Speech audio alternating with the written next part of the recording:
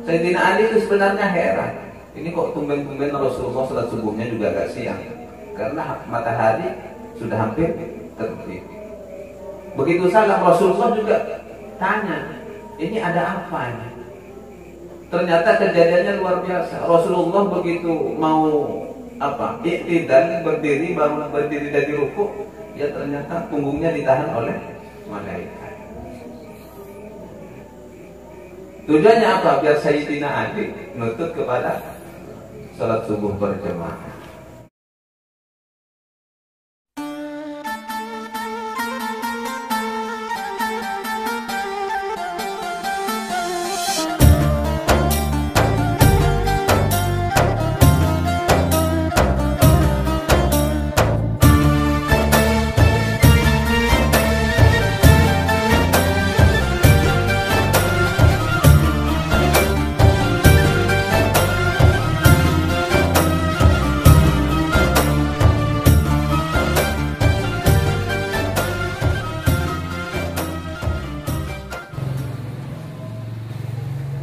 Al-babu tsalitsu, adapun bab yang ketiga, fi ikrami ahlil Quran wan nahyi an idzaihim. Bab yang ketiga yaitu fi ikrami ahlil Quran, di dalam menerangkan anjuran ikram ahlil Quran, memuliakan ahlul Quran, wan nahyi an idzaihim, dan larangan untuk menyakiti mereka. Mereka siapa? Ahlul Quran. Oh, ini. Jadi sudah ada anjuran menghormati para penghafal Al-Quran dan melarang menyakiti para penghafal Al-Quran. Larangan, ada larangan. Qala Allah Azza wa Jalla, telah berfirman siapa Allah Subhanahu wa Ta'ala, A'udzu billahi minasyaitonir rajim, wa man yu'azzim sya'airallahi fa innaha min taqwal qulub. Surat Al-Hajj ayat 32. Waman, dan barang siapa, kata Allah, yu'azzim, yang mengagungkan, siapa? Man sya'airallahi, akan syiar-syiar Allah, fa innaha, karena maka sesungguhnya penggangguan itu, ya, yu'azzim min taqwal qulubi, termasuk perbuatan takwanya hati. Apa yang disebut syiar Allah ini? Karena syiar Allah ini adalah termasuk di dalamnya ahlul ilmi wa ahlul Quran. Ahlul Quran itu termasuk syiar-syiar Allah, bukti kekuasaan dari Allah. Karena tak semudah itu orang menghafal Al-Quran.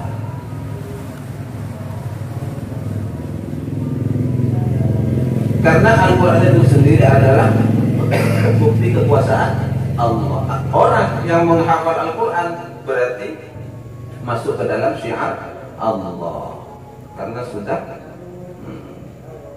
terdiam di dalam dirinya, menempati kepada dirinya sesuatu yang sudah menjadi syiar Allah. Jadi sebab kalian mulia dianggap dan disebut sebagai syiarillah, karena adanya Al-Quran di dalam dada kalian. Ini harus disyukuri. Wa qala Allah Ta'ala, dan telah berfirman siapa Allah Ta'ala, wa man yu'azzim hurumatillahi fahuwa khairul lahu 'inda rabbih. Wa man, dan barang siapa yu'azzim, yang mengagungkan, siapa? Man hurumatillahi, kepada sesuatu yang telah dimuliakan oleh Allah, kepada kemuliaan-kemuliaan Allah, artinya sesuatu yang telah dimuliakan oleh Allah, fahuwa, maka hal tersebut khairun, adalah lebih bagus, lahu, bagi man, inda rabbi, di sisi Allah, di sisi Tuhannya. Jadi orang yang mengagungkan sesuatu yang telah dimuliakan oleh Allah, maka bagi orang yang memuliakan itu ada pahala tersendiri dari Allah. Contohnya kalian memuliakan orang yang hafal Quran, ahlul Quran, itu ada pahala tersendiri. Memuliakan saja kalian mendapat pahala. Bagaimana jika kalian masuk ke dalam kemuliaan itu sendiri? Paham?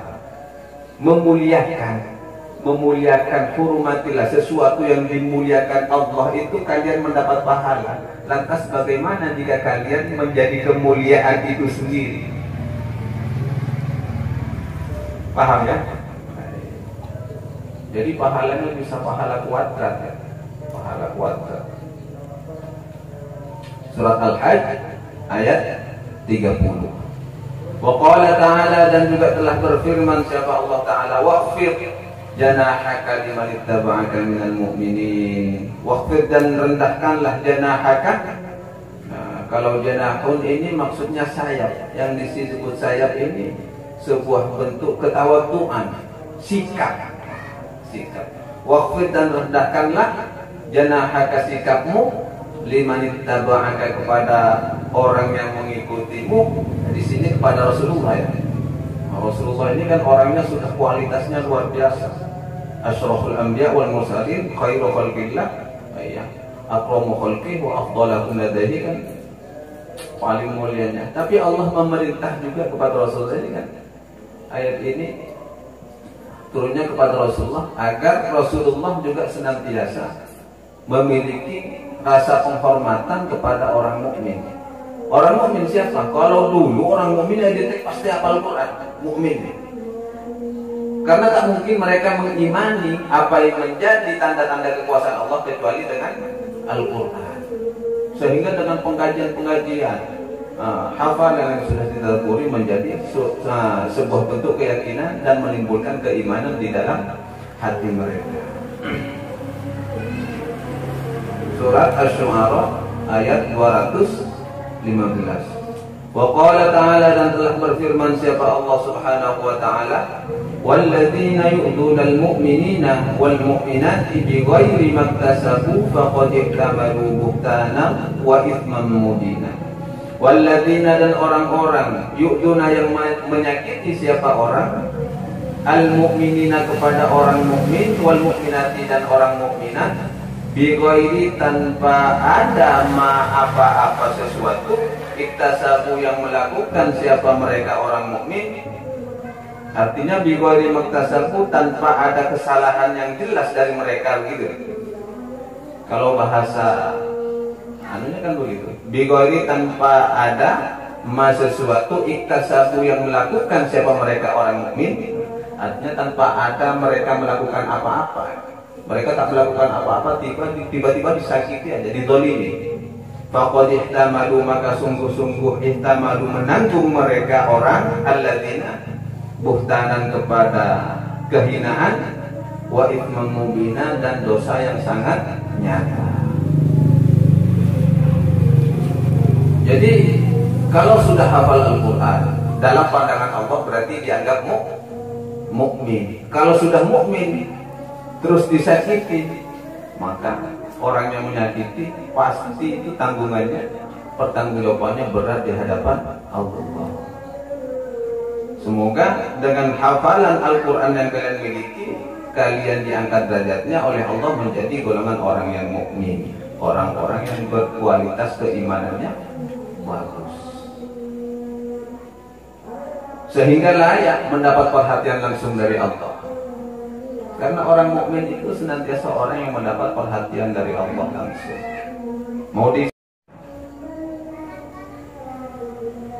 Ini kekasih, bukan begitu kata Allah. Wa fil babi hadits Abi Mas'ud Al-Ansari wa hadits Ibnu Abbas al-mutaqaddiman fil bab tsani. Dan juga sebagaimana yang telah dirangkan di dalam bab tentang hadis Abi Mas'ud Al-Ansari wa hadis Ibnu Abbas al-mutaqaddimani fil bab tsani. Ya, sebelumnya kan tadi ada penjelasan wa sayati fil bab ba'da hadza ahaditsun tadkhulu fi hadzal bab, gitu. Juga akan datang. Artinya ayat ini dengan hadis yang disebutkan oleh Abi Mas'ud Al-Ansari dan Ibnu Abbas ini berkesinambungan, berhubungan, memiliki hubungan yang luar biasa. Artinya apa? Sebagaimana pendapatnya Ibnu Abbas tadi, walaupun pemuda di zaman Sayyidina Umar itu mereka dijadikan teman musyawarahnya. Artinya apa? Jika orang itu hafal Quran, diangkat derajat menjadi derajat mukmin oleh Allah, tak pandang itu harus tua atau muda, pasti memiliki derajat kemuliaan. Harusnya kalian lebih semangat. Kalian sudah orang-orang yang dimuliakan oleh Allah. Saya yakin selama kalian tak niko-niko, selama istiqomah dengan Al-Quran. Wa an Abi Musa al-Ash'ari, dan dari Abu Musa al-Ash'ari radhiyallahu anhu qala, telah berkata siapa Abu Musa al-Ash'ari, qala Rasulullah sallallahu alaihi wasallam, telah bersabda siapa Rasulullah sallallahu alaihi wasallam. Apa sabda Rasul? Inna min ijlalillahi ta'ala ikramati syaibatil muslimin.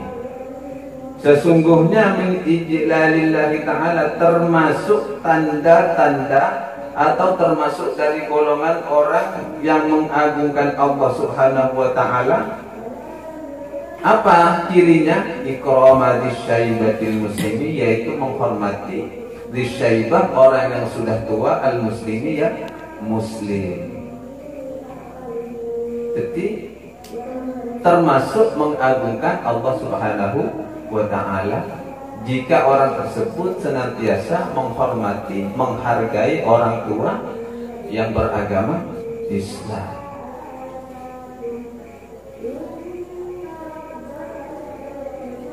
Wong orang Yahudi saja dihormati. Kan pernah terjadi suatu ketika Sayyidina Ali mau sholat subuh, mau berangkat sholat subuh, ternyata ada orang tua. Sayyidina Ali berhusnudzon, husnudzonnya, oh ini orang mau sholat subuh juga, mau ke masjid.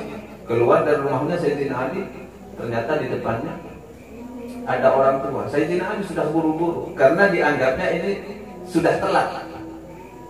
Sayyidina Ali buru-buru, tapi karena ada orang tua di hadapannya, Sayyidina Ali menghormati orang tua tersebut sebagai bentuk anjuran. Dia tak nyalip berjalan. Dia namanya orang tua pas ngangkui tongkat kan, pasti jalannya pelan-pelan. Kalau sekarang kan beda, sama berhenti klakson, tik, ya kan? Tak nyiklah sekot, pikirlah, udah gak buru. Jadi Sayyidina Ali beretika, ini etika orang Islam ya. Akhlaknya orang Islam itu luar biasa, sehingga mampu memberikan daya tarik tersendiri kepada agama-agama yang lain.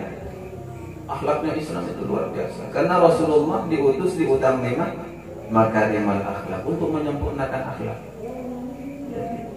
Sayyidina Ali kurang alim seperti apa juga, tapi implementasinya kan juga luar biasa. Husnudzonnya Sayyidina Ali, oh ini juga mau sholat subuh juga ke masjid berjamaah. Akhirnya Sayyidina Ali juga jalan pelan-pelan di belakangnya. Ternyata begitu sampai masjid, orang tua ini bukan masuk ke masjid, numpang lewat. Ternyata diketahui bahwa ini adalah orang Yahudi, bukan orang non-Muslim. Kata Sayyidina Ali, wah, ternyata. Tapi tak mau. Begitu masuk masjid, ternyata Rasulullah sudah dalam posisi ruku. Akhirnya karena posisi ruku, wah untung masih dapat, kata Sayyidina Ali. Akhirnya Sayyidina Ali langsung takbiratul ihram, langsung ikut ruku. Tak perlu baca Fatihah kalau itu, kan sudah paham ya. Tak perlu baca Fatihah karena masih dalam satu ruku. Karena Fatihahnya sudah ikutkan kepada imam. Ini masuk. Jadi langsung ruku. Begitu selesai salam, Sayyidina Ali itu sebenarnya heran. Ini kok tumben-tumben Rasulullah sholat subuhnya juga agak siang, karena matahari sudah hampir terbit. Begitu salam, Rasulullah juga tanya, ini ada apa ini? Ternyata kejadiannya luar biasa. Rasulullah begitu mau iktidal, berdiri, baru berdiri dari ruku, ya ternyata punggungnya ditahan oleh malaikat. Tujuannya apa? Biar Sayyidina Ali nutut kepada salat subuh berjamaah. Ini orang dulu seperti itu, karena berkahnya menghormati orang tua, Sehingga Allah memberikan kemuliaan tersendiri. Apalagi kalau di sini anjurannya ikram adzasyaibah al-muslim. Lalu bagaimana jika kedudukan orang itu pas agamanya juga agama Islam? Agama Nasrani saja kan dihormati, Allah juga memberikan penghargaan, apalagi dengan orang tua. Coba pelaksanaan pun, pas belajar, parah. Boleh main, pas belajar di main, mikir pak, tabrak dia belum belajar. Tahu dia main, ya? Itu sopan. Jadi tradisi-tradisi seperti itu zaman sekarang sudah mulai hilang. Jadi akhlak itu sudah mulai berkurang. Corona benar-benar ada klakson sadar. Saya duluan pak. Saya duluan pak. Palingnya zaman sepeda motor, loncat tak mungkin kan kan? Loncat tak mungkin, tapi kan bisa pelan-pelan. Artinya tetap mengedepankan akhlak. Wa hamilal Qur'an ghairal jari fihi, ghairal ghali fihi wal jafi anhu. Wa hamilal Qur'an, dan juga termasuk mengagungkan Allah. Termasuk dari mengagungkan Allah adalah ikrama hamilal Qur'an, yaitu memuliakan para penghafal Al-Quran. Ghairul ghali, yang tidak ghulu, apa yang tidak melampaui batas. Yang tidak melampaui batas. Artinya ghulu di sini yang tidak bikin sesuatu yang ekstrim. Apa? Radikal jadi. Suka apal Quran radikal, tak usah toro. Ketika al-hal Quran radikal tak usah toro. Tergantung bagaimana melihat kondisi orang itu hafal Al-Qurannya seperti apa. Karena dulu pernah ada orang Belanda, siapa namanya? Van der Plas ya? Van der Plas ya. Tidak dapat saya kenal. Kalau orang-orang Belanda tidak kenal. Tapi kalau insya Allah setiap siapa menjadi sahabat Rasul hafal saya kenal, walaupun tak pernah kenalan. Ya kan percuma. Tapi sejarah penting. Van der Plas hafal Quran. Tapi non muslim, tujuannya untuk meruntuhkan Islam itu sendiri dan masuk ke Indonesia, sehingga bikin propaganda mengadu domba antara ulama yang ada di Nusantara. Tapi Van der Plas kebingungan dengan gaya model para kiai di Nusantara. Biasanya orang Arab ini kalau kiainya kan pasti pakai imamahnya luar biasa, sorbannya besar. Indonesia tidak langsung kok nareng-nareng itu kiai. Dan identiknya ulama dulu itu bau rokok. Bingung kan? Kalau di Arab setiap ulama biasanya ulama bau parfum, wangi macam-macam, kasturi, hajar aswad. Indonesia bau rokok. Jadi bingung, ini ulamanya yang mana? Karena kesetaraan antara ulama dengan yang bukan ulama itu susah dibedakan. Ya, di akhir-akhir ini saja ya. Sudah banyak mengambil sunnah-sunnahnya. Kalau dulu kan ulama ya, ada kiai yang pakai belangkon, iya. Memang ulama dulu ya seperti itu. Dan tak identik dengan kopiah putih. Terus bahasanya juga beda. Dia mau masuk ke Jawa contohnya. Kalau di Arab bahasa beras kan apa? Ruzun beras. Tapi kalau apa? Beras ruzun, nasi ya tetap ruzun. Enggak, padi ruzun.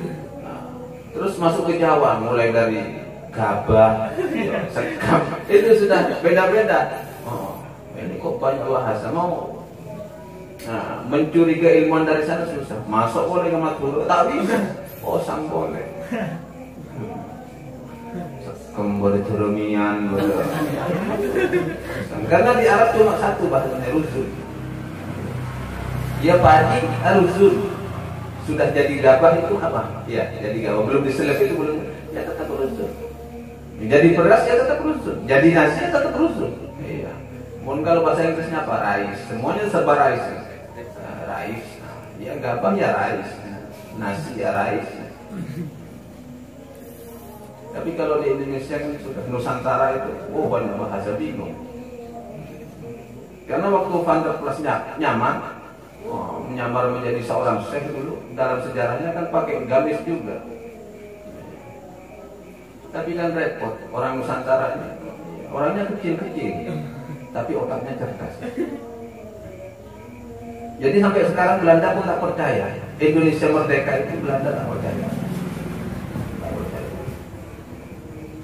Tidak dipahami. Ternyata yang dihadapi saya musuhnya yang begini-begini kerempeng-kerempeng, tapi bisa melemparkan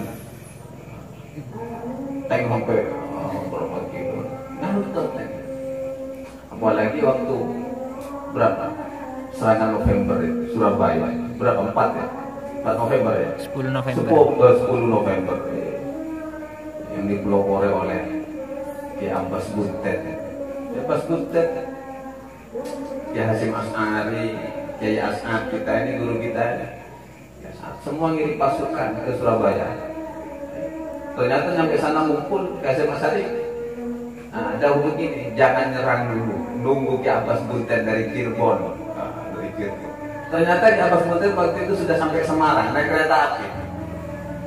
Sampai Semarang masih ngopi di warung kopi itu, ngerokok. Ki Abbas Butet masih ngerokok. Sambil ngerebut kopi. Ternyata ajudannya bilang, "Yai, kita mau perang." "Oh iya, mau perang ya." "Oh iya." Lupa. Karena identiknya ulama dulu ya itu rokok. Tapi saya tak menganjurkan kalian untuk merokok ya. Karena pas kalian rokok, saya bangkrut. Karena tadi malam sudah 3 batang itu ikan lo ya. Saya sadik mahil, satu batang. Untung saya termasuk Kiai Selamat. Tapi makanya saya menghindari bapak sodakoh. Termasuk saya. Tapi saya yakin anugerah Allah itu lebih besar dari apa yang dikeluarkan. Ya Ki Abbas Butet kaget. Perang. Begitu nyampe ke Surabaya, ketemu dengan ya teman-teman ya Hasyim Asy'ari, Kiai As'ad dan pelopor-pelopor lainnya, pahlawan-pahlawan. Langsung ada instruksi dari Bung Tomo, takbir, perang besar-besaran. Ki Abbas Butet yang dipegang apa? Kan tak masuk akal. Hiteng, apa? Lenteng, apa? Lidi digenggam begini. Jadi ada pesawat dilempar aja pakai lidi, meleduk, tank lewat, tak masuk akal. Angka meleduk, tak logis. Tak masuk akal, masa lidi bisa menghancurkan tank. Tapi itu karomah. Dan karomah itu bisa dimiliki oleh siapapun bagi orang yang dikasihi, dicintai oleh Allah Subhanahu wa Ta'ala. Itu karomah. Tidak perlu mencari karomah, cukup amalkan secara istiqomah, kalian akan diberikan karomah tersendiri dari Allah Subhanahu wa Ta'ala. Ya karomah itu macam-macam. Karomah identik dengan kanuragannya bukan. Karomah itu yang namanya karomah itu adalah sebuah kemuliaan yang Allah berikan kepada hamba-hamba terpilihnya. Bisa macam-macam lah karomah itu yang diberikan oleh Allah. Sehingga menang peperangan 10 November itu sampai jenderalnya yang namanya siapa? Malabi terbunuh. Karena dalam sejarah perang jenderal tak boleh dibunuh. Indonesia mati. Di Indonesia mati jenderalnya karena bukan dunia militer kok yang ini perangan. Tak tahu jenderal, tak tahu prajurit, yang penting basmi aja, bantai semuanya. Sampai jenderalnya pun mati. Jenderal harusnya jadi tawanan perang. Harusnya jadi tawanan perang ini dibunuh kan. Allah. Makanya apes. Tapi kemerdekaan Indonesia ini salah satunya dalam pandangan sejarah. Ya, keuntungannya juga diambil dari Amerika. Karena waktu itu Amerika bombardir Hiroshima dengan bom atom. Jadi pasukan sekutu itu ditarik pulang ya merdeka. Tapi kan banyak cara. Banyak itu kan cara Allah untuk memerdekakan Indonesia. Itu salah satu anugerah. Kalau sudah bisa dimerdekakan oleh Allah, kenapa kita harus capek-capek berjuang kan?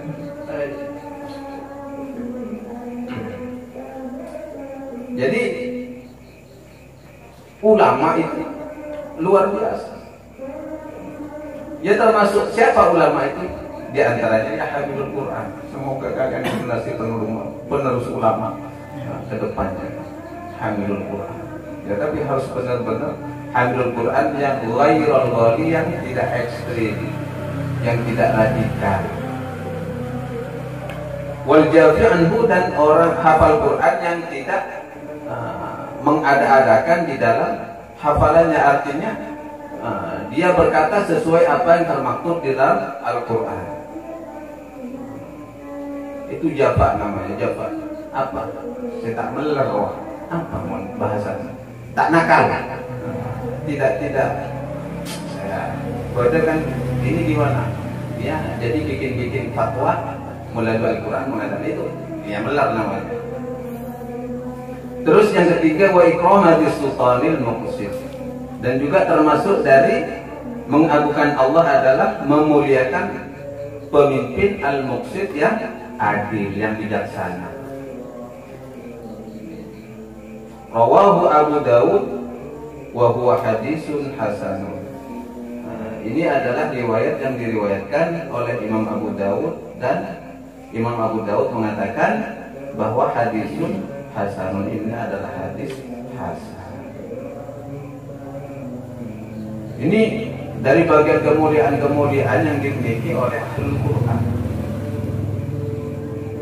Pasarit lempo pas ngapalagi Al-Quran, putus asa, jangan putus asa. Karena untuk meraih kemuliaan Allah itu tidak semudah membalikan telapak tangan. Butuh perjuangan, butuh usaha siapapun. Kalian sebagai penghafal Al-Quran harus bersabar. Kuncinya sabar. Di saat kejenuhan yang melanda kalian itu, turunnya semangat, jangan pernah membuat itu menjadi sesuatu yang membuat kalian putus asa. Tak bisa istiqomah, ya jangan berhenti. Kalaupun tak bisa berjalan, ibaratkan orang sehat, merangkaklah. Yang penting jangan pernah berhenti, tetap bergerak. Harik yadak tuqsi nakar. Ada ungkapan begitu, gerakkanlah tanganmu, niscaya engkau akan mendapat rezeki. Sama, gerakkanlah usaha, niscaya engkau akan menuai keberhasilan.